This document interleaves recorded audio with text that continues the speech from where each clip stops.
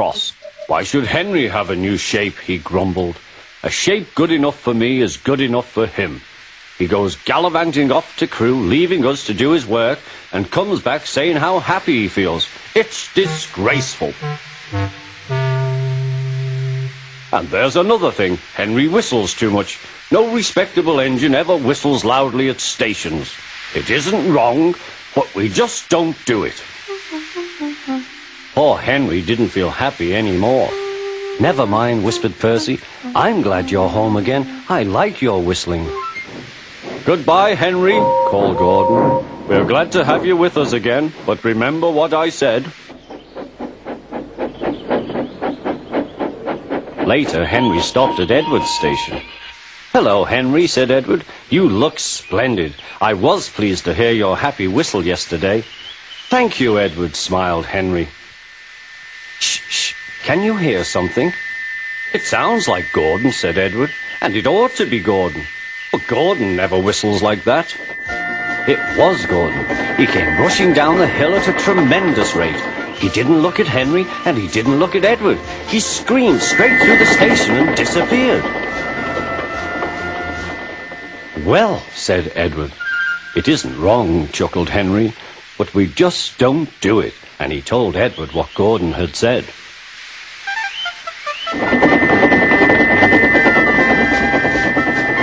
Meanwhile, Gordon screeched along the line. The noise was awful.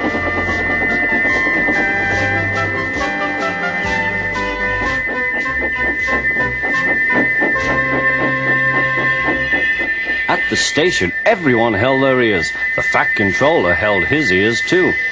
Take him away, he bellowed, and stop that noise! Gordon puffed sadly away, but he wouldn't stop whistling until two fitters climbed up and knocked his whistle valve in place. That night, Gordon slunk into the shed. He was glad it was empty. It isn't wrong, murmured Henry to no one in particular, but we just don't do it. No one mentioned whistles. Next morning, Henry was enjoying himself enormously. I feel so well, he sang. Trickety-tock, hummed his coaches. Then he saw some boys on a bridge.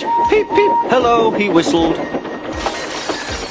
Oh, he called. The boys didn't wave and take his number. They thought it fun to drop stones on him instead. They've broken our glass! They've broken our glass! Sobbed the coaches. The passengers weren't hurt, but they were cross. Call the police! No, said the driver. Leave it to Henry and me. What will you do? They asked. Can you keep a secret? Yes, yes. Well then, said the driver. Henry is going to sneeze at those boys.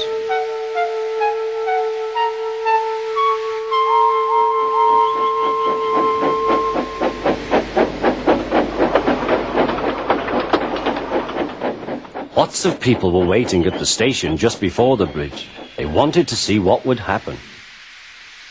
Henry has plenty of ashes, said the driver. Please keep all windows shut till we have passed the bridge. Henry is as excited as we are, aren't you, old fellow? Henry was feeling stuffed up. Soon they could see the boys, and they all had stones. Are you ready, Henry, said his driver. Sneeze hard when I tell you. Now, he said. Achoo, shoo!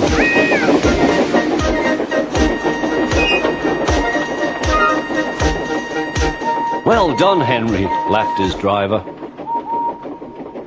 Henry went home very pleased with himself. He had taught Gordon and silly boys a lesson with a whistle and a sneeze.